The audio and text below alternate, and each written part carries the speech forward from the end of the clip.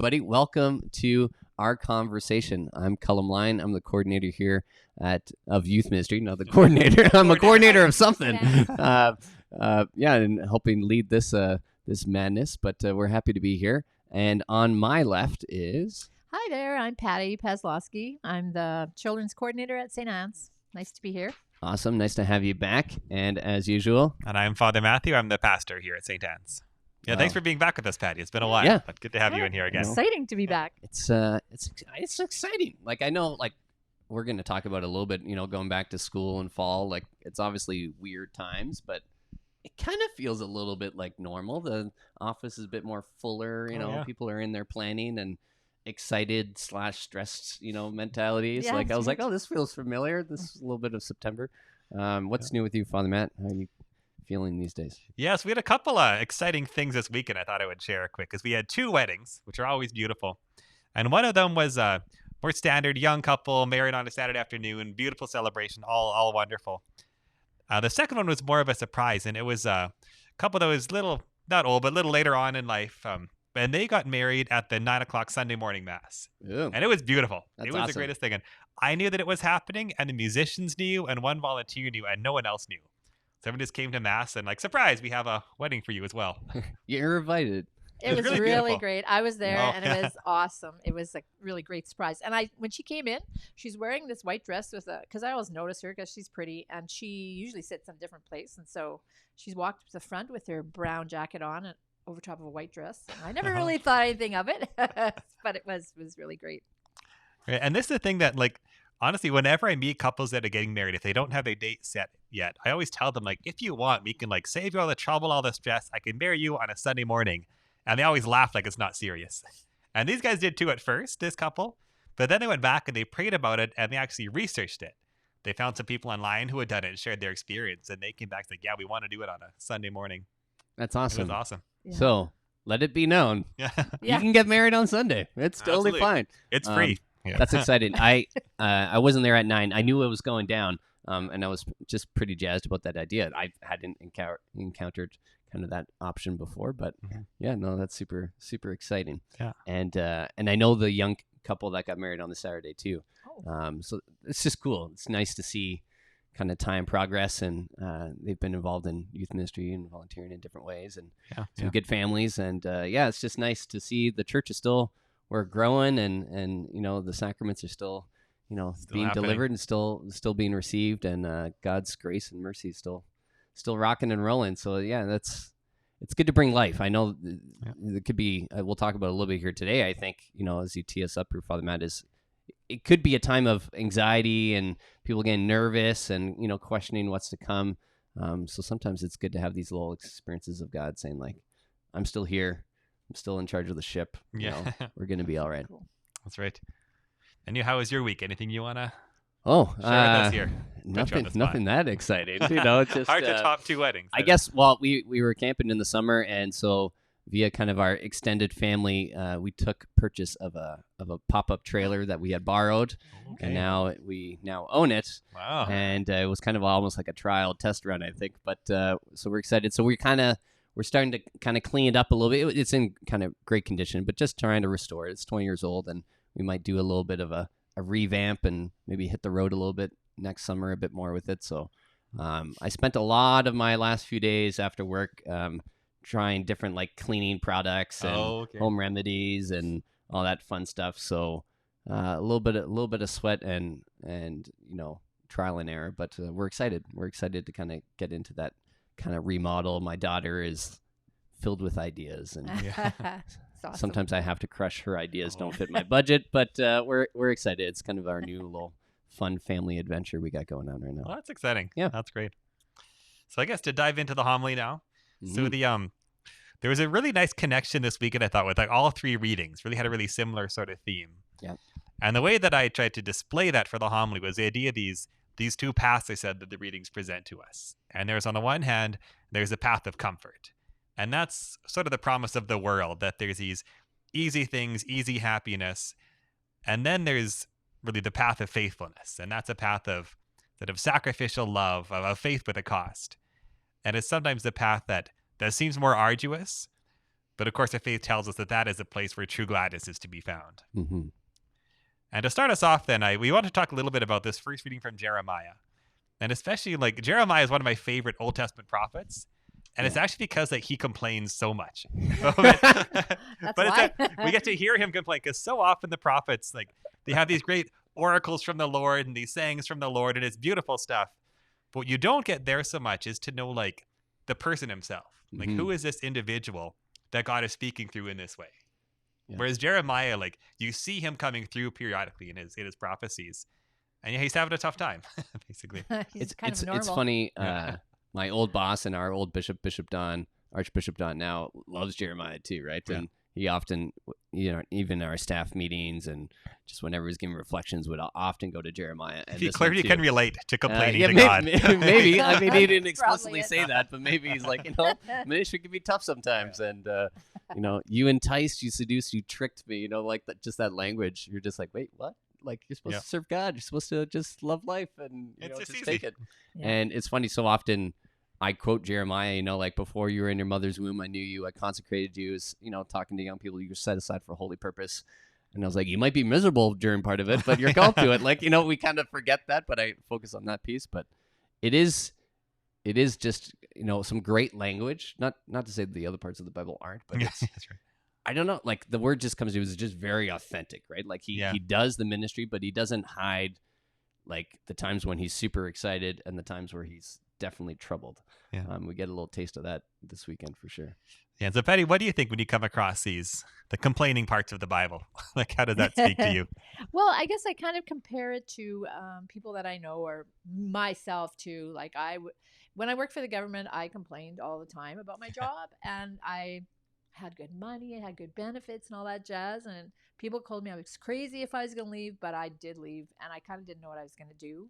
But I was led to the church. So for me, it was really like, wow, this is just exactly how it was for me. I was complaining all the time and whining, and then even though it wasn't easy to give up some of the stuff I gave up, it's still a better path for me to follow. So in a way, you were, in a sense, on the path of comfort, because worldly wise, you got a good job, got good benefits. Like, that's kind of the life that people think you want. But you're saying, no, this isn't it. Yeah, no, you took not quite as good money working for the church. Well, no, not quite as good money, but it was a lot darker working for the government. Everything was dark, and here I find everything is bright. So more or less. But there are trade-offs, right? Like, that's great to hear these witnesses in these stories, right? I think you even mentioned, Father Matt, how many times sometimes you've had, and was in confession or just in spiritual direction, these guys, and people coming to you saying, I could do this, I could swindle people, I could make a killing, I could do this. And I think sometimes we forget about, like, there can be so many daily kind of opportunities where we can exploit or be tempted into the easy way, right? And sometimes that's even in our careers or in relationships, and it is kind of where the rubber hits the road a lot, Yeah, and then when there's that cost to faithfulness, right? Yeah, absolutely. And I think maybe, I don't know, maybe a question for you, Father Matt, is it can sometimes be the obvious ones, like, I'm going to do this deal and take advantage of somebody. And so maybe a question for you, and I think of a little bit myself in ministry, is like, for me, sometimes my struggles are like, it's the hidden ways where I could choose comfort that nobody knows, right? I can keep up with appearances. He's still the good church guy, but, I took the easy way out on this front, but I can still uphold my reputation or do whatever. Like, do you ever feel that temptation, or you can think of an example of, like, is that sometimes harder maybe, in the less obvious ways? Yeah, that's a good point. So I guess what I'd say, it's definitely, there's more pressure to do the right thing when people are watching, right? Yeah. There's more pressure not to do the wrong thing if you expect you're going to get caught. And it's not the best motivation, right? But it's there. And definitely, like, if I know that I can, like, cut corners and be dishonest and get ahead, like, there's the temptation is stronger there, I guess. Yeah, you're right. 'Cause there's not the same public support in doing what's right, I guess. Yeah. Well, I was also just thinking, before we go into the end times, but was this idea of, like, I think of all states of life, but I'm thinking in married life is sometimes I might be tempted to cut corner or be lazy or take comfort. But I have some built-in accountability in my children or my wife. That's not necessarily always there for you, right? Like, I mean, the brother of the priest, but like, and even just single people or that kind of stuff is sometimes you have to, maybe build that structure of accountability because it's not just built in necessarily to the stage of life that you're in. Yeah, and this could probably be a whole nother conversation. But yeah, it is definitely easy as a priest to live selfishly. That's for sure. Especially like when you, as most of us do in this diocese, living on your own. Like when my day is done here, I go home. Like you guys have spouses and kids that are sort of still around you. Whereas often it is just me. And if I just want to waste my time all night, like no one sees that but me, right? And people might see it in terms of like, well, his homilies aren't very good. Or like he's being a jerk because he's not praying enough. Like it kind of comes out that way sometimes. Like, and in like the really really big mistakes and really big pain that priests have caused, right? We see where that can go. But yeah, the danger is often like people don't see a priest struggles until they blow up because we don't have those people to catch us in smaller ways. The cracks in the dam and when the dam bursts. And wow, that's interesting. And I mean, I think a lot of us could relate in that same ways of the little cracks, and often we see it once it's too late sometimes too, right? And that's where I guess in my life, before we kind of pivot, is I've enjoyed kind of small group ministry or even like a men's group that we're kind of in, is a little bit of a check-in that it's not just maybe just my child and my wife and they know, or maybe I hold stuff from them, but there's, another kind of layer of kind of support, right? That the cracks show and somebody can maybe call me on something before it's too late or whatever. Don't you wonder that if you didn't have those checks, how you would be? Like, would you still be that, good, honest person that you probably are? Yeah, well, that's without the checks and balances. Yeah, it's a challenge thing because like we're not meant to live the faith alone, right? Yeah. Like I guess if we were all perfect, we wouldn't need it. Right. But you're right that we do. Yeah. I mean, we wouldn't have this building otherwise, Yeah. we're all good. There's no need to gather. Like there's God in structure. I mean, going back to last week, a little bit of how Christ set stuff up. We were talking about the Pope or whatever, but also like he clearly, set up community. And the fellowship, and I think sometimes we take that and that's granted. Maybe because like that path of comfort is such a draw, right? And so if we don't have that accountability to pull us off it when we need it, it's really easy to keep going down that way. Whereas a path of faithfulness, there's costs to it, and we'd rather not pay costs a lot of the time. For sure. So speaking of costs and sacrifice, a bit of a pivot here. bit of a pivot, but I think it all links when you went into kind of our conversation about kind of the end times and some of these prophecies and if they're real or not, or what's out there kind of in the world. Yeah, so maybe I'll sort of frame that. So then, and this is something that had been like on my heart to address in a homily in some way for a while. And I don't know if people are how aware some of our watchers are. Some are probably very aware of this. Some maybe it's their first time hearing it. But there is a movement, I guess, happening now of people saying that like, this is it. What's happening now are signs that like we're on our way towards the end. And there's supposed visionaries and prophets making statements and things. And in a way, it's not a surprise because it's often historically in times of real like global crisis, people have thought this is it. Like you could look back to World War II, World War I, like the Crusades, the Black Death, like any year with too many zeros that gets us really excited about the end of the world. It's just, and I don't know, like, I remember when first time I really ran into this was I was in the 90s. I was in high school. I graduated in the year 2000. And so there was a Y2K was sort of a secular I remember apocalyptic thing, but there's also from the faith side of like what's 2,000 years from Jesus, like that's a lot of zeros. It seems like a time when he would want to come. And there were supposed prophets and messages and things. And of course they didn't happen. We're all still here. And so when COVID hit, I remember even saying like March and April, saying like, I'm surprised that I haven't heard people claiming this is the end because it so often does. And it started coming now, I guess. Just you wait. Yeah, exactly.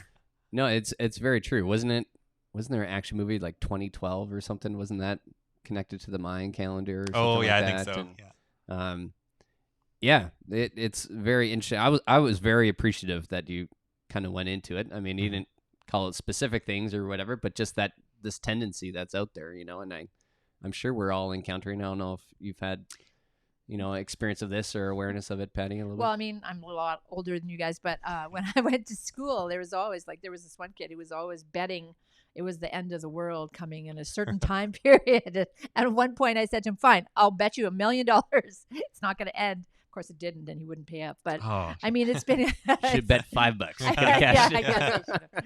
But I mean, I think again, like you're saying, it is a good idea to hear this from somebody who can interpret it for us instead of people making up the stories or they heard it from somebody else, because that's usually not the best way to get your news. Yeah.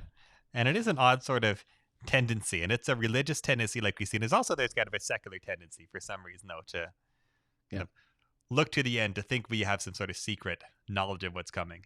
Well, and I think we'll dive into here in terms of action and what we're called to, and maybe a challenge for those watching and listening and ourselves. But, it almost is a little bit easier. I guess I was we're thinking, the election in the States and protests and all this kind of stuff that, it's a sneaky way of sometimes this path of comfort of, well, maybe it's easier to just believe in the end of the world than say, how are we going to deal with Yeah, I don't have to fix all these problems. Or I don't have to figure out, who's going to be our next president or not, and how we're going to deal with that or whatever, or in our country, a premier or prime minister or whatever. It's easier just to opt out of politics or just say, I'm going to worry about my backyard and my family because, well, Jesus is just going to come and fix it. So we can sometimes have that mentality. And honestly, like, it's tempting because sometimes some of the issues we're facing are overwhelming. Like, why am I seeing and getting emails for all these webinars for young people about mental health and anxiety and depression? Because people are overwhelmed by what's going on. So, it's almost like fertile soil for some of these ideas to take root, Oh, yeah. Yeah.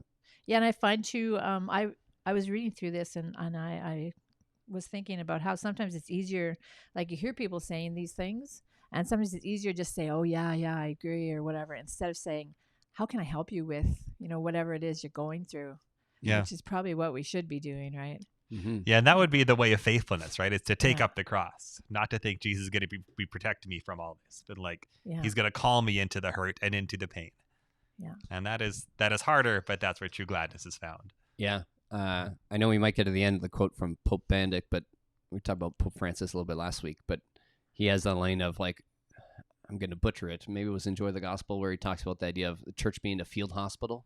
Mm-hmm. And just that language is it's not meant to be a refuge, a wall of come in, the zombies are coming, and we'll shut the door and protect everybody, right? Yeah. It's to say we're going to send people out, Yeah. into the battlefield, right? Is, the idea of, the first ambulances with the stretchers and taking people out, but it's very easy to say there is something about a refuge. I like my children to know that my house is a safe space. Right. Yeah. Their neighbors, this is a safe space from the problems of the world, right? Mm-hmm. But I don't want it to be like the gate only swings in, but the gate also swings out, Yeah. Exactly. And they have that safe space so they can go out and love and serve. Yeah. Yeah. So what about then? Because one I think that's kind of behind all this is the idea of people claiming to have these messages from God that the end is coming, that there is in our church a practice of private revelation. Yeah. And the idea that God does speak to us, and occasions where Mary has appeared to people and have given them messages. So what if someone says, well, Father, you're just being way too skeptical by not believing these prophets? Why don't we believe that what God is telling these people is true? Yeah. I think it's interesting. I also, from what I heard from you now and on Sunday, I didn't hear you saying you didn't believe in private revelation, right? Yeah. To say you didn't say Fatima isn't real or this kind of stuff is, I think it's interesting to say of God still speaks. Maybe the difference is, you can quote me on this, is is he speaking something new? Yeah. That's maybe where it starts to get problematic, right? So my experience, I mean, I'm married a Portuguese woman. My first child is Jacinta for the shepherds, So Fatima is big. Yeah, we found out we were pregnant in Fatima. I mean, it's a big part in our story. And maybe what is Fatima? As anyone watching isn't familiar with that. So this is, an approved apparition of Mary appearing in Fatima in Portugal. 1912, if my math is correct in my dates. A new movie just came out of it, which apparently is pretty good. My parents saw it, spoke fairly highly. Yeah, a lot of people. My mom texted me right away, "You got to watch this," and I was like, "It's on the queue list. We'll get there." But anyway, she appeared over a few months to three little shepherds, Jacinta, Francisco, and Lucia, and so it was approved over a period of time, and there was kind of a big sign at the end, But when you get into the messages and kind of what she was calling, they're all calls to conversion, calls to faithfulness, calls to the Eucharist, calls to prayer. Yeah. And I'm like, that's nothing new. Yeah. It's maybe a new event in time, right? But the call is to faithfulness. It's calling us back to the gospel. And it was during a time of struggle and pain and some persecution, in that country at that time. So that syncs up with some of what we were saying. Yeah. But the messages are not, off base, and I think you were throwing down a quote from the Catechism. I don't know if you want to pull it out, because I think Patti has a good point of like, how do we know what to listen to, not to listen to? And the church says like, okay, we approve some of these things, but you're not required. And that gets sometimes confusing. People are like, well, what do you mean? So they say it's real, but it's not required. Like, I don't get that. Yeah. So I think there is a place of like, how do we have discerning eyes? What do we go to? And I don't know. I loved the little quote that you found, I think. Okay, well, if I'm getting pressure to pull it out, then this is something another person came to me as I was talking about this. And it's the idea that how do we determine? How does the church determine? And that's a part of it too. It's not just us, but that's what the church is for, to help us decipher these things sometimes. Yeah. And if someone says like, God is speaking to me, Mary appeared to me, how do we determine what's true or not? What are we looking for? And this is from, it's actually from St. John of the Cross. It's in the Catechism, paragraph number 65 on the section of Revelation. And it's saying about how first that like in Jesus, God said everything he has to say. Yeah. And so any valid revelation is going to be calling us back to that, but not giving us something new as though God like didn't say everything in Christ. He forgot some things and need to add it on. So this is it here. In giving us his Son, his only word, for he possesses no other, God spoke everything to us at once in this sole word. And word there is capitalized. It's Jesus he's talking about. And he has no more to say. Because what he spoke before to the prophets in parts, and that's like Jeremiah, Old Testament prophets. What he spoke before to the prophets in parts, he has now spoken all at once, by giving us the all, who is his Son. And then he goes on to say this. Any person questioning God, or desiring some vision or revelation, would be guilty not only of foolish behavior, but also of offending him, by not fixing his eyes entirely upon Christ, and by living with the desire for some other novelty. Yeah, I mean, pretty strong words from St. John of the Cross, but he's been known to throw down a few times. But like, I love the end of that, right? Like, not even so much the fool's part, but saying, keep your eyes fixed on Christ. Yeah. And earlier, I think, what do you say, saying, he hasn't said anything new that it hasn't already been said, right? In the word, logos, the word like Christ. And because there can't be any fuller revelation than God himself. Yeah. And that's who Jesus is. Yeah, it's very clear. If you read that, it's very clear to understand, put it beside what you're thinking about revelation or what's happening right now. And it's easy to understand, maybe this isn't the end of the world right now. We should just be concentrating on, like keep our eyes on Christ, and then things will be better. And how do we love and serve him now and his people? Yeah, and his mission, right? And going, like, I just felt even this summer and all this COVID time and prayer of like, just like going through the Gospels, or, like we do our weekly Lectio as staff, and just like reflecting on the word and getting our mission from there. Like, it's already been there, and just pondering and how often am I struck that like the gospel speaks into my current reality, right? Yeah. Like it's and not to say I'm closed to other stuff or conversations, but like the answers I normally need, I can find in the word. I don't need to be going into the depths of Reddit or the internet. I mean, that's just me anyways, And I think another great example, I think, of really great private revelation in the church is the Divine Mercy of St. Faustina. Oh, yeah.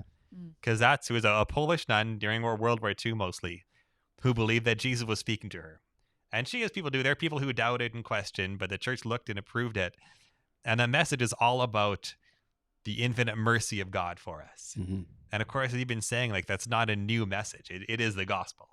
And it's a reformulation of the gospel. It's calling people back to the gospel message. Yeah. And it's bringing us back to that one message of Christ, calling us back to it again. And I mean, if you go into history, not a little deep dive in the Divine Mercy here, but brought to the world in a time that desperately probably needed to refocus on the mercy of God. Yeah. It just makes so much sense. Yeah. I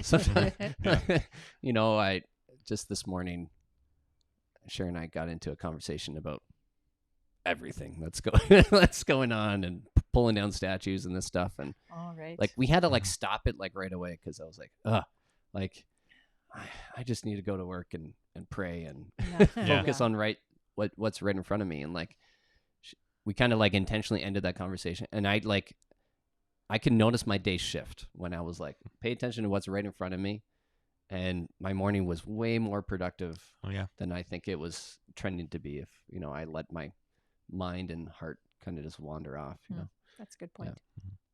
I have to keep that in mind for my own relationship. I don't know if you brought it up a few times, but going into kind of what we're called and doing and sacrifice and, not being stuck and being maybe the refuge or closing up of even going back to this challenge of even like getting to mass.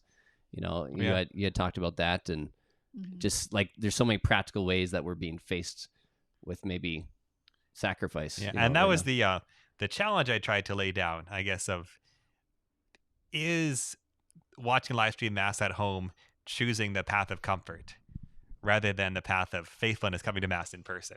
And I want to ask that question. I don't want to tell people what the answer is, because that's not for me to say. Yeah. And for some, if a person is unwell, or if they have someone in their life who's unwell, there's still maybe good reason not to come, and the dispensation is still in place. So there's a reason for that. Yep. But we do always need to challenge ourselves of, if I am going to restaurants and shopping and visiting people, why am I not yet coming back to mass?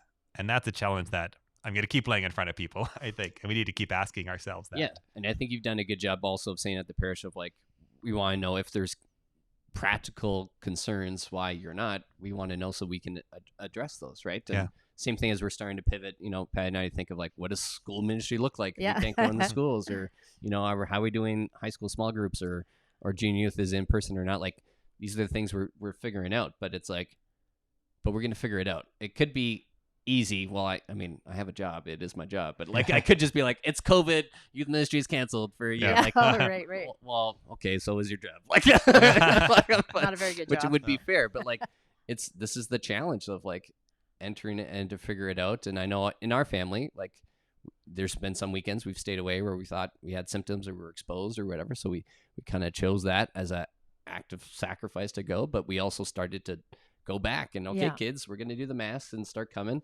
on Saturdays, as we typically have been, as to say like, we can do this, if we're going to go camping and do this, we can get in there. But like, we had to work that out ourselves, our family, kind of with fear and trembling, and, it's maybe the least we can kind of do. Right. But yeah, it's good that you keep putting that kind of in front of us, right? Because the temptation is easy just to stay comfortable. Right. Yeah. And again, with you stating that, I mean, there's people staying home, not for comfort, but for safety. And, we're not undermining that at all. And how's it been for you, Patty, and your family, for mass at home, mass in person? Yeah, it's, I still have mixed feelings about it, because I'm still worried that I could get sick. But at the same time, I think, am I really worried about that? Not that much. So it was time for me to come back to. At the beginning, I think we didn't know what was going to happen. We didn't know anything about it. But now we kind of know more how you can catch it. And I don't know. I think it's pretty safe around here. So yeah, and especially like, I just think here at Mass, like, we've been having public masses at St. Anne's since May 22nd. And so that's thousands of people through our doors since May 22nd for weddings and funerals and services. And we've been careful, and I think we've been smart. Yeah. And not only us, but that's like Catholic churches throughout the province since the end of May have been having mass. So tens of thousands of people through the doors. I know of there have been no outbreaks announced connected to Catholic church attendance. Mm-hmm. Yeah. So this tells me, that we found a safe way to do this. Yeah. And we need to keep on being smart, keep on following the protocols.